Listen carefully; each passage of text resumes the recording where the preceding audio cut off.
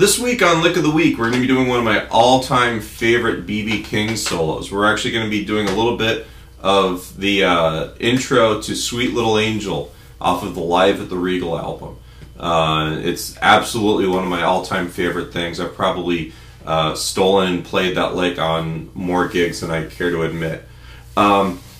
As far as other stuff goes, we have an open house coming up here in my studio, which is also going to be an online event. We're going to be having live webcasts, not only a special guest blues artist, who I'm actually pretty excited about, who I'm hoping to have confirmed by next week, but myself and Tom Harkenrider. We're going to be doing clinics that are going to be broadcast live online on our Ustream TV channel. On the day September 10th, but we're also going to be raffling off a guitar and some free one-on-one webcam lessons and some other stuff. We did this last year. It was a lot of fun.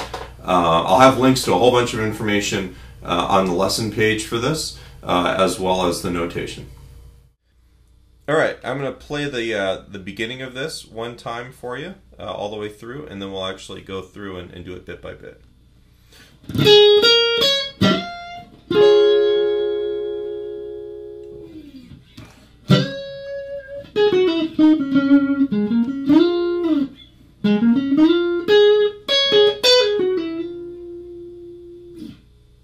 Alright, so we're in the key of C sharp blues.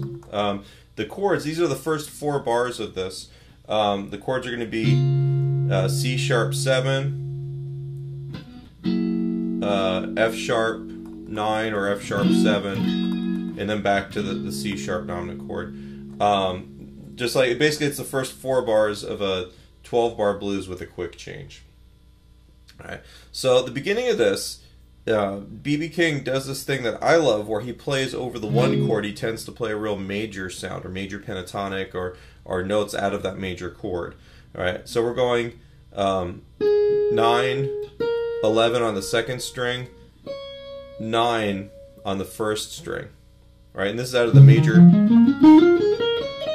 pentatonic scale right there in that position for C sharp. 9, 11, 9, and then you're taking the 11th fret on the 1st string and bending up a whole step. Right, and that's as major gets. That he's bending up to the F or E sharp, which is part of that C sharp chord. Normally, if we were to play in the minor pentatonic or blues scale, you know, you wouldn't be getting the note that actually makes this a major chord. All right, so this is the first thing, is he's outlining the notes in this chord pretty nicely. But then to top that off, he actually plays the chord, C sharp major. Basically, he's playing 9th fret on the 1st and 2nd strings barred, and then the 10th fret on the 3rd string, which is just all part of this C sharp 7 or major chord. You know, and I'll kind of dig in. I've got everything pretty well muted, so I get this rake into it, and it's nice. 1, 2, 3. All right, and it's, I don't know. You don't have to do it. I like doing it. I think it sounds pretty cool.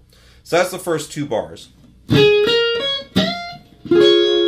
3, 4. Now the next lick, this is the quick change. This is over the 4 chord, or the F sharp dominant chord. So he switches from playing that major pentatonic sound to playing a minor pentatonic sound. Alright, so we're taking your 12th fret on the 2nd string, bending it up a whole step. Alright, and then you're going 9th fret on the 2nd string, and then pulling from 11 to 9 on the 3rd string, and then 11 on the 4th string. And that's 1 beat of 16th notes. 3, E, and S. So you really want to think of those as one actual grouping of 4. And I'll do that pull off 11 to 9 right there. And then you have to come down a position. And it's 8, 6, 6. All right, and I look at that as being one lick.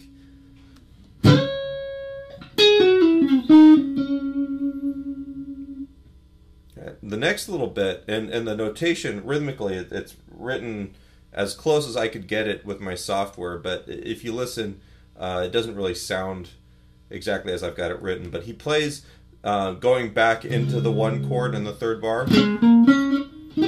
He plays a major pentatonic lick. 6 to 8 on the 4th string, 6 on the 3rd string, and then he's playing 10 on the 3rd and 9 on the 2nd together. Remember our chord from the 2nd bar, or the first full bar of this?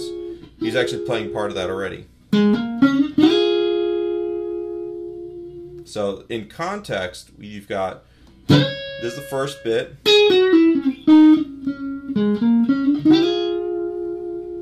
That's how that all fits together. And then he repeats that bit. So you're going 6, 8 on the 4th string, 6 on the 3rd, and then you're going to take your 2nd finger and slide up to the 10th fret on the 3rd string, and the 9th fret on the 2nd string. And that's a very major sound over that 1 chord. Now this last little bit of the lick, and we're kind of looking at like we're back in that minor pentatonic. You've got the 9th fret on the 1st and then 2nd strings, and I'll roll that finger like that, and then pull off the 12th fret to the 9th. So that's very minor pentatonic. Or you could also look at it as chord tones. That's the root, that's the 7th, that's the 5th.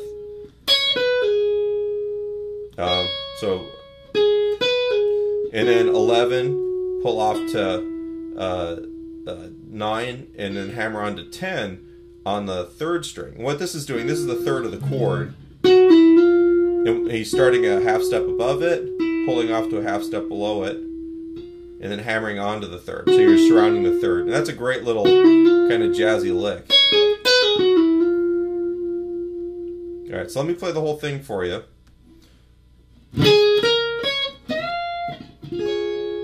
3, 4, 1, 2.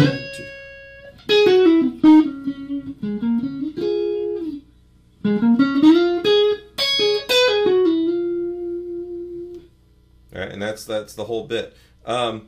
Take a look at this whole solo. This entire 12-bar solo is really cool, and he's got a lot of vocabulary where he's going between the major and the minor sounds as the chord changes go by. I'm going to have a bunch of links to lessons that illustrate these ideas on the forum page for this. So really take a look at that, because not only are you going to get the notation and the Guitar Pro tab and all that other stuff, but you're also going to get a few extra lessons that are going to help you with these concepts.